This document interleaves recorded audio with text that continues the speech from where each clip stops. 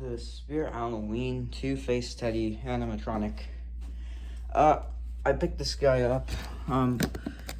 Still on vacation. I just was gonna do a video of this guy when I got back, but I just can't wait. I've already built him a few times to make sure that he isn't damaged or anything.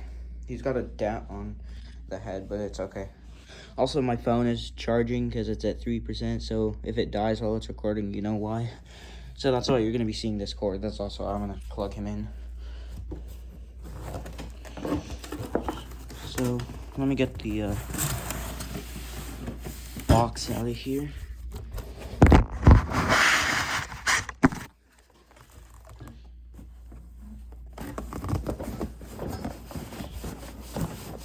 Alright, 1 second.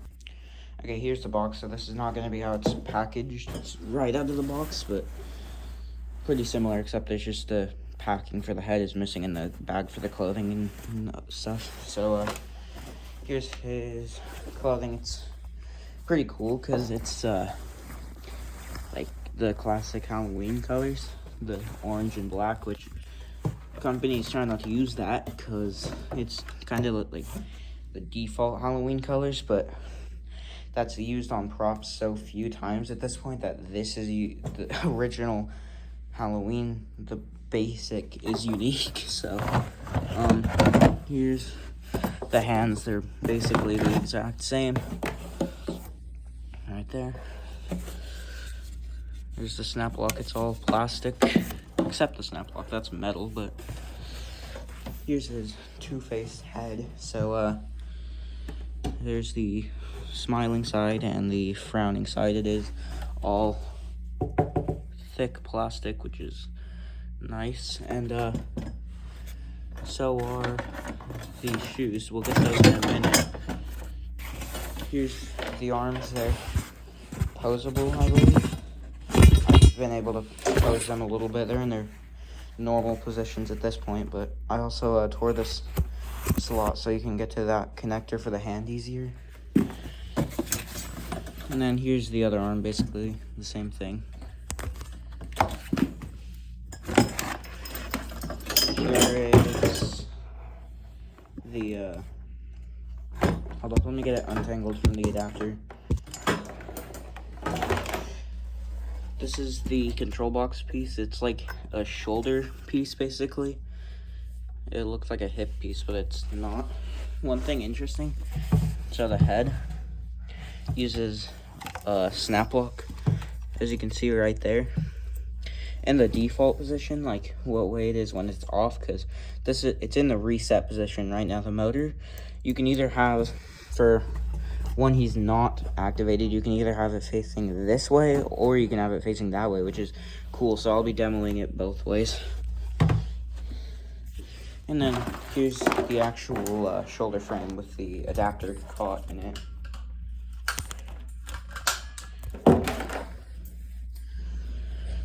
As you can see, this guy is a YJ prop, I believe. Here's the shoes. They are nice, thick plastic, which is really nice. They got Velcro on the sides, which is pretty cool. Same thing, they are the same mold. Here's his instructions. He has such a simple setup, I didn't even have to look at them.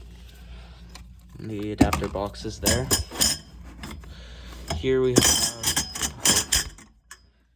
6 leg pulls. Quite a few, but they're all the same, so. And the base. Just the normal base. So I'm gonna be building this guy like right here. And the snap lock should be facing the back, but I have the back facing towards me right now. So yeah, let's begin with the setup. We're gonna start by taking 2 of the leg poles labeled B and snapping them onto the base, which is labeled A. Exact same poles, exact same connection. But now one thing I'm gonna do is I'm gonna take these shoes and then we're gonna slide them over those leg poles.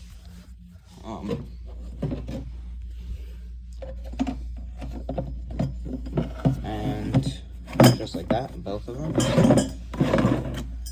And the Velcro doesn't go on anything yet. So now we're gonna take all of the other leg poles and just put them on.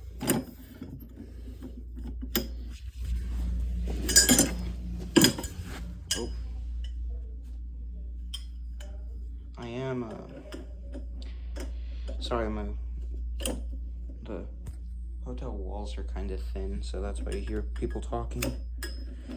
Also, the leg poles, they're pretty loose, so he can kind of move around a lot, especially like in the wind. It's just connected the same way. And I probably am, once I get back from my vacation, probably am gonna put pool noodles on the legs because he doesn't come with any leg foam. That'll just make it look a little bit nicer. But now we can take the clothing and the front has the buttons and the motion sensor. And then we can just, hold up, let me figure out what's going on with this. Okay, there we go. So we can just take the, hold up, sorry, the pant legs, and then we're just going to slide them over the leg poles. So just like that.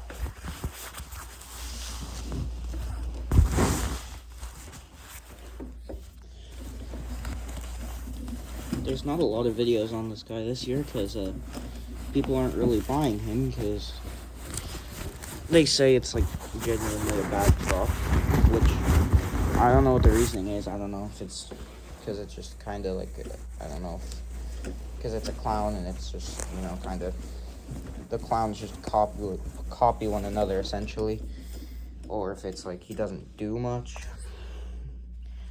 or that his head is just a reskin of poor George's head. I really don't know, but I genuinely like this guy. Like, I'm not just saying that because I bought him, but he's actually a cool prop especially for his price.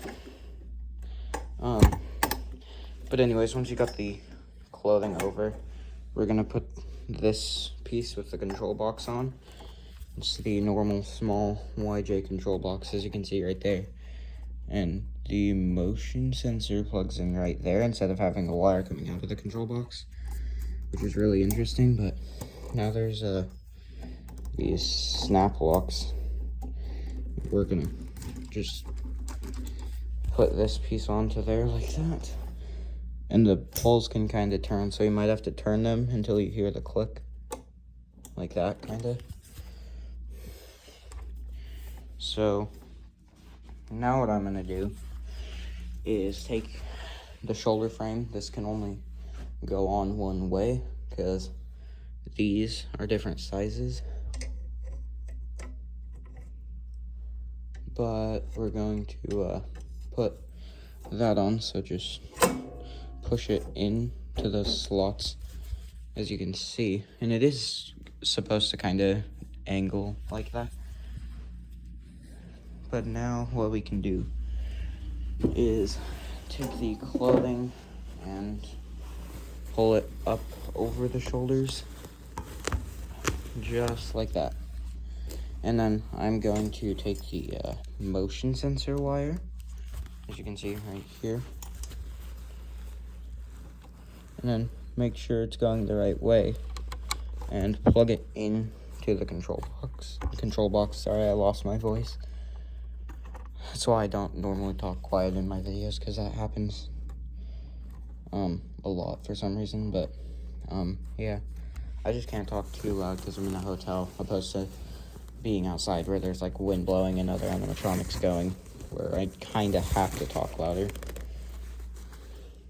His volume knob is very easy to adjust. Like, whenever I put this guy back in his box, it just adjusts itself because it's getting moved around with all the other parts in there.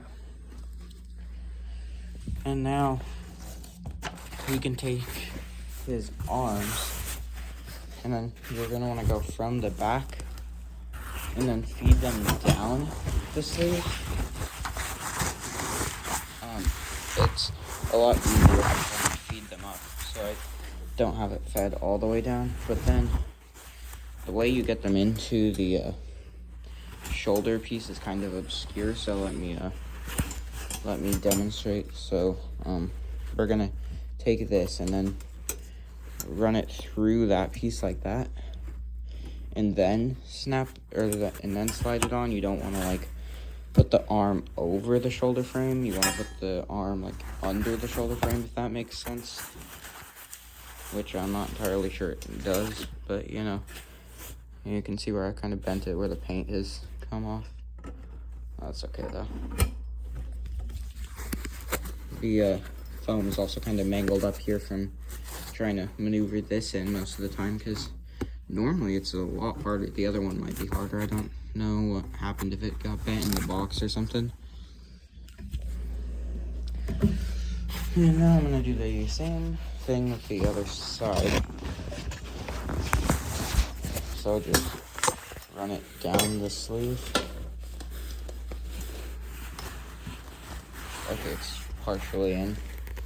And then I think I can kind of get the shoulder frame here. So like I said, it is kind of hard to maneuver it in most of the time. But like I said, the arm goes under the shoulder frame, because I kind of got confused with that the first time building him too. But yeah, oh, okay, it fell out. And then I'm gonna just pull the fabric all the way up, but I'm gonna do it off camera because the fabric is normally pretty hard to remove or maneuver. So, all right, so I'm gonna go ahead and just finish up the back, and then I will Velcro him up. I'll turn the volume up in a minute because it's probably gonna adjust just with like gravity and stuff. But now I'm gonna take the adapter and run it down one of the pant legs. It doesn't matter which one. I mean, you could run it out the back, which I mean, I think it like extends the cord. It gives the cord a little more length. But personally, I never do that because it looks better to kind of just disguise the cord. So that's why I always say to run it down the leg, because it just looks better. I mean, you can't really see it as much. And as you can see, it's on the control box. And now I'm gonna put the head on. And I'm gonna put it where the normally when he's off, the frowning face is facing the back first, because that's the way the instructions say to do it, and like the way he is on Spirit's website and stuff, and like the box. So as you can see, drop that in and then push the snap lock in. It can be a little bit hard, especially with one hand, but there you go. Like I said, he's made by YJ, which is the company who made Max Straw. So he's probably gonna have the same head issues, because as you can see, there's not really much, like, I don't know, normally the motor is like off to the side a bit, but it's directly under, so it doesn't have that much, I don't know what the word is, but you get the point. And then we're gonna turn this up. I'm not gonna Velcro him up all the way because I'm not really sure if I'll leave him built in my hotel room yet. So let me get the Velcro. Okay, I turned him around to the front. As you can see, looks pretty cool. He also has some paint missing there. It also has it on the other side. Like, I mean, I can spin it, but it's not the best for it. And then I'll just spin it this once. As you can see, there's a bit of paint there and then the dent. But it'll be fine. You can make his hair more crazy if you want. I think I will, because it just looks better that way. There's the face. It looks really cool. I don't know why my camera is like, it's just the lighting in this hotel room, I guess. But now, I'm gonna take the hands. So actually what we're gonna do is first find the connector for the hand, and then put the hand in,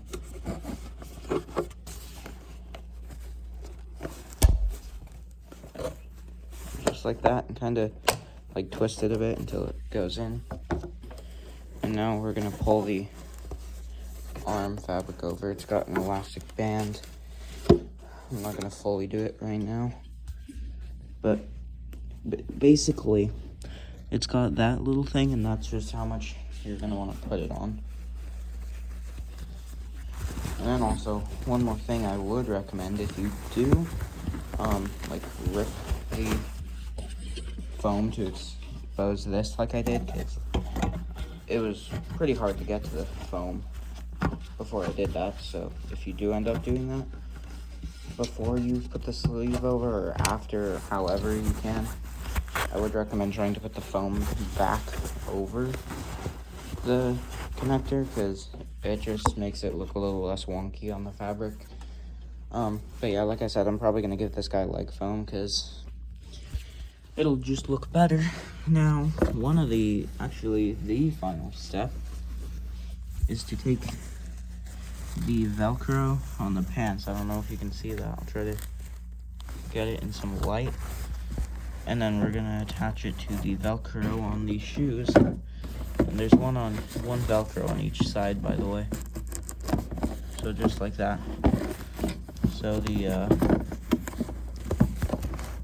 pants should kind of attach to the shoes like that. And then do the same for the outside.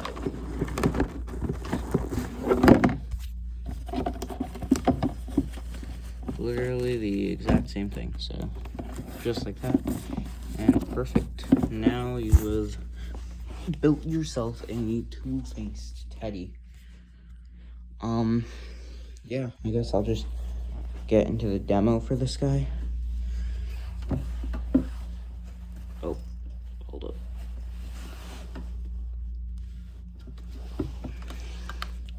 So yeah, I'm gonna plug his adapter into here, and we'll get started on that.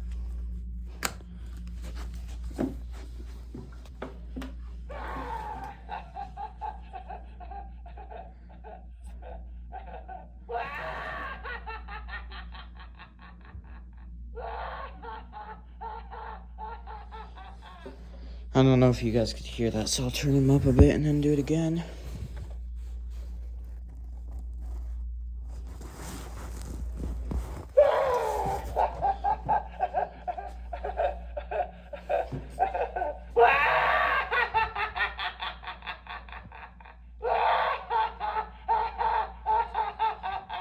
And now I'm gonna put the head on the other way and then get the demo again.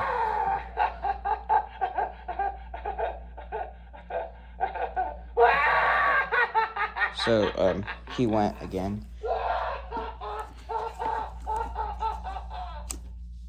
Okay. So keep in mind when he's off, like I said, the smiling with the orange nose is facing front. So, yeah, and when he spins, the frowning with the black nose is on the front. So, yeah, let me get this. Okay, he's headless now. And as you can see, okay, 1 second. Okay, sorry about that. And I'm gonna just put the head on the exact same way.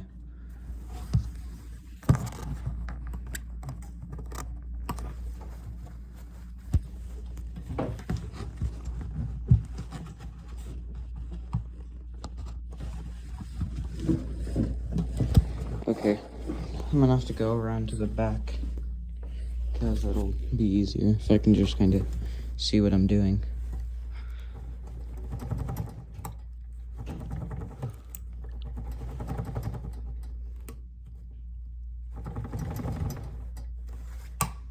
Oh, okay, hold up. Alright, we're all good. Let me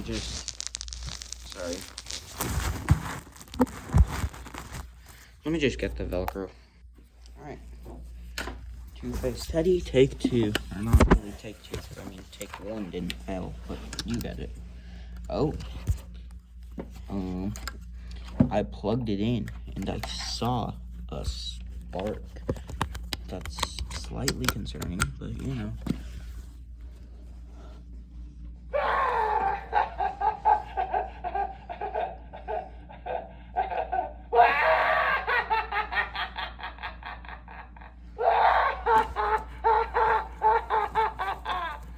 So yeah, now let me unplug this. Oh, he kept going even when he was unplugged. Let me get him to reset. Okay. So yeah, I don't really got that much more to say about him. He's a really cool prop. Stands 6 feet tall, which is, he seems taller than 6 feet. Because I'm 5'6", so he's quite a bit taller than me. Like, I'm there. That's how tall I am. For anyone wondering. But so I guess he is about 6 feet tall, but like, yeah, anyways, I'll see you guys in the next one. Bye.